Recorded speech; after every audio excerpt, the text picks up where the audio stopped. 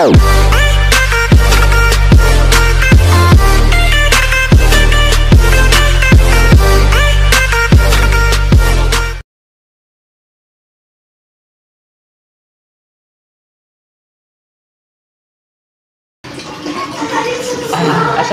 warahmatullahi wabarakatuh.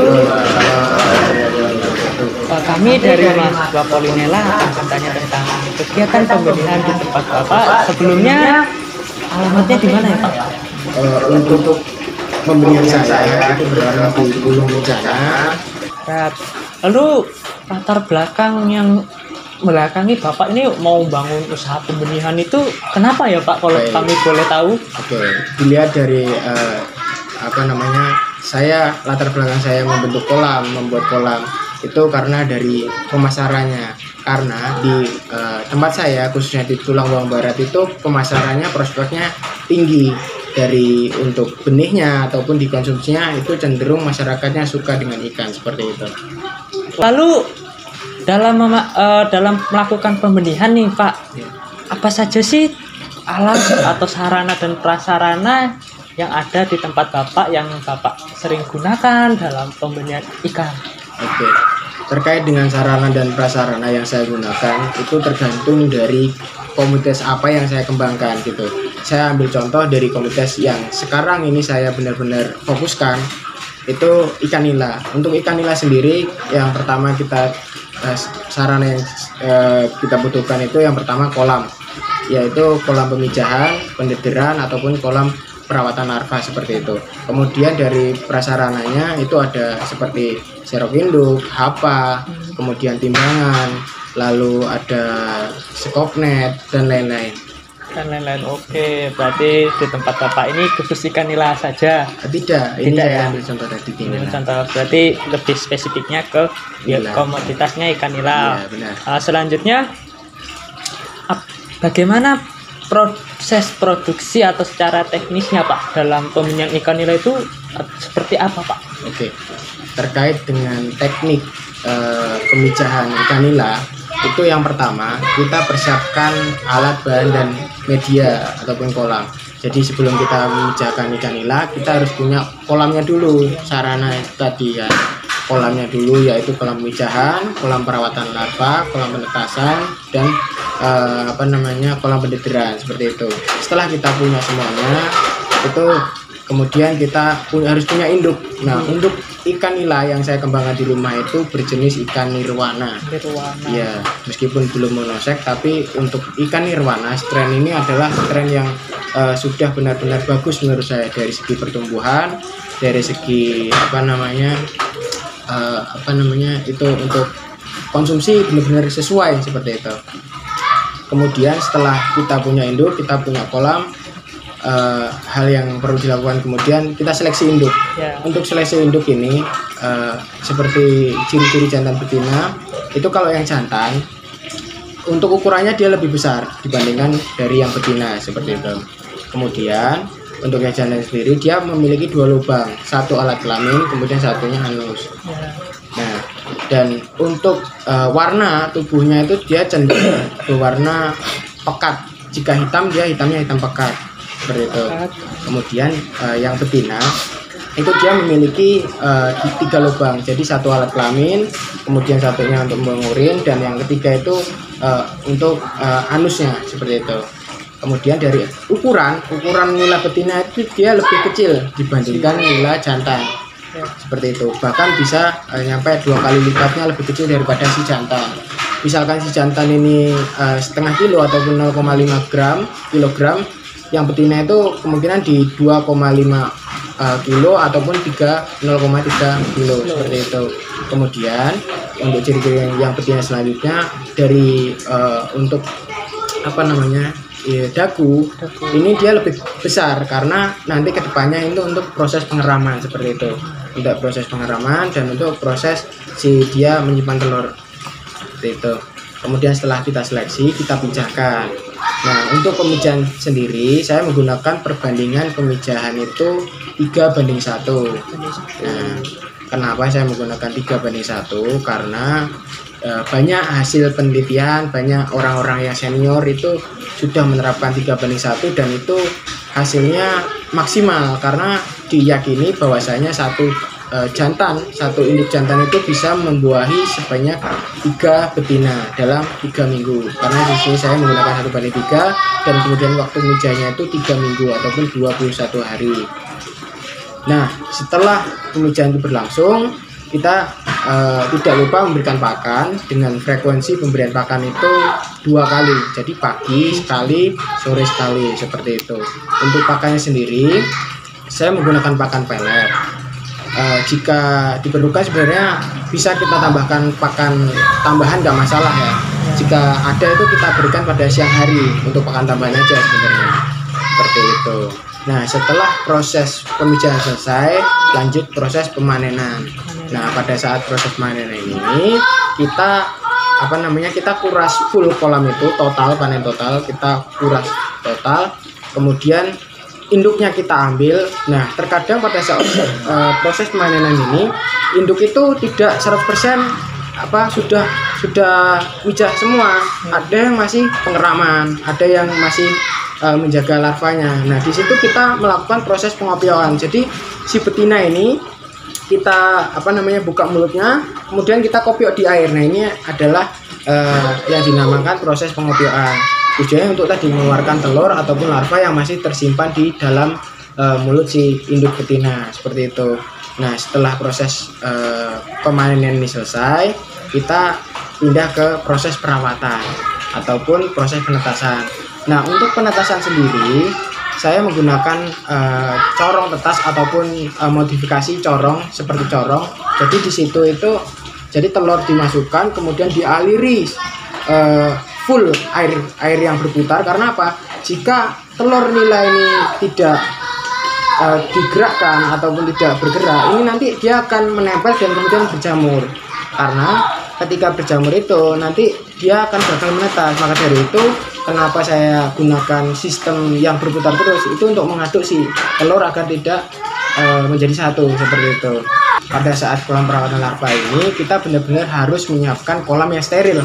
Karena larva di sini dia cenderung masih rawan, dan takutnya pada saat rawan ini banyak hama yang dapat yang dapat memakan larva ini. Makanya kita harus sterilkan kolam terlebih dahulu. Untuk perawatan larva ini saya menggunakan pakan buatan dengan pemberian pakan itu berfrekuensi 3 kali sehari. Jadi pagi, siang, sore, seperti itu. Setelah perawatan selesai, lanjut ke pendederan. Nah, untuk proses pendederan ini tergantung sebenarnya. Tergantung apa? Tergantung dari untuk padatan dan juga dari pertumbuhan juga. Karena kalau misalkan ikan nila ini cenderung lebih cepat ya. Dia 1 minggu itu bisa bertambah 1 ukuran. Jadi misalkan kita untuk perawatan larva itu 1 sampai 2 cm. Nah, pada saat seminggu di pendederan itu bisa langsung di 23, bahkan ada yang 35. Maka dari itu untuk proses pendederan ini sebaiknya 1 minggu kita sortir. Nah, untuk pada tebaran sendiri itu tergantung tergantung dari kondisi kolam. Apakah kita ini menggunakan alat tambahan seperti aerasi ataupun konvensional yang tidak menggunakan apa-apa, seperti itu. Jika kita menggunakan aerasi untuk pada tebarnya, yang saya gunakan di rumah itu per meter perseginya dengan larva ataupun dengan benih ukuran 1,2 ataupun 2,3 itu 500 sampai 1000 ekor per meter persegi, seperti itu. Nah, setelah pendederan selesai, lanjut ke pemanenan. Untuk proses pemanenan sebenarnya di sini saya tergantung dari pemesanan konsumen. Karena ikan nila itu cenderung dia banyak barang ataupun produk yang dijual itu banyak dari ukuran 23, 35, 46 bahkan sampai 57. Nah, itu benar-benar luas, tidak tergantung dari meskipun kecilnya ataupun apa gitu. Jadi prospeknya bagus gitu loh, pertama di ikan nila. Mantap kali inovasi yang ada di pembenihan Bapak. Lalu bagaimana Bapak memasarkan benih Bapak tersebut ke masyarakat? Ataukah masyarakat itu sangat menerima atau sangat menggemari komoditas tersebut? Oke, terkait dengan pemasaran terutama di ikan nila ini cenderung lebih mudah dipasarkan karena ikan nila juga salah satu komoditas populer di tempat saya. Dan ya jika teman-teman sekalian itu berkunjung di pasar atau di mana, harga nila itu relatif tinggi dibandingkan dibandingkan ikan lele. Maka dari itu dia menjadi salah satu komoditas terpopuler. Bahkan di Indonesia ini dia menjadi salah satu komoditas yang populer. Nah, untuk pemasaran sendiri saya ada dua cara, yaitu offline dan online.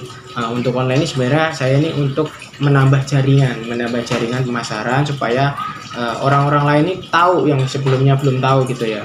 Kemudian jika offline tuh jadi konsumen datang langsung ke tempat saya, dan saya juga alhamdulillah sudah bekerja sama di kampus teman-teman sekalian dengan pemilik yang di kampus itu. Saya ada bersama untuk menyuplai, setiap minggunya saya menyuplai di sana, seperti itu.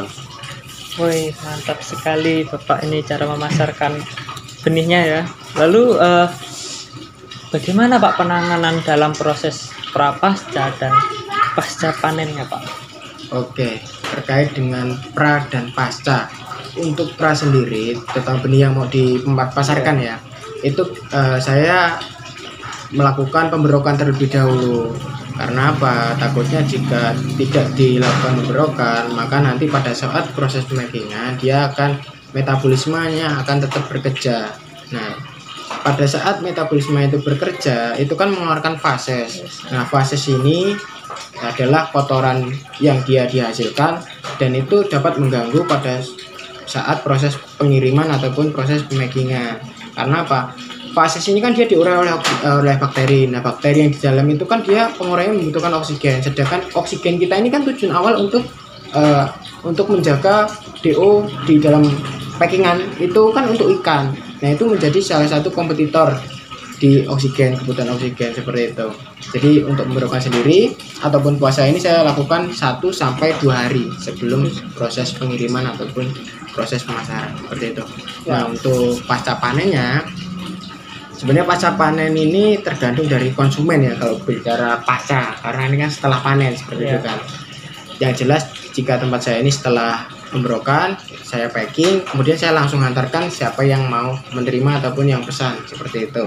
Dan itu biasanya saya memberikan briefing terlebih dahulu kepada petani-petani yang memesan ataupun yang beli produk saya, karena itu masih tetap menjadi tanggung jawab saya. Dan saya juga ini bermoto ataupun berprinsip bahwasanya jika ikan saya menyampai di sana itu mati, itu tidak ditanggung apa-apa, karena itu kesalahan saya sendiri. Nah, maka dari itu saya briefing terlebih dahulu petani yang beli, dan jika petani itu berhasil, siapa sih yang nggak senang? Pasti saya juga senang gitu kan, karena keduanya untung, seperti itu. Wih, mantap sekali. Lalu Pak, biasanya nih di lapangan kegiatan pembenihan tersebut terjadi masalah-masalah, kendala itu, ceritakan Pak, bagaimana Bapak menyelesaikan solusinya atau pengalaman entah kegagalan panen atau sebagainya Pak. Terkait dengan masalah yang terjadi di lapangan.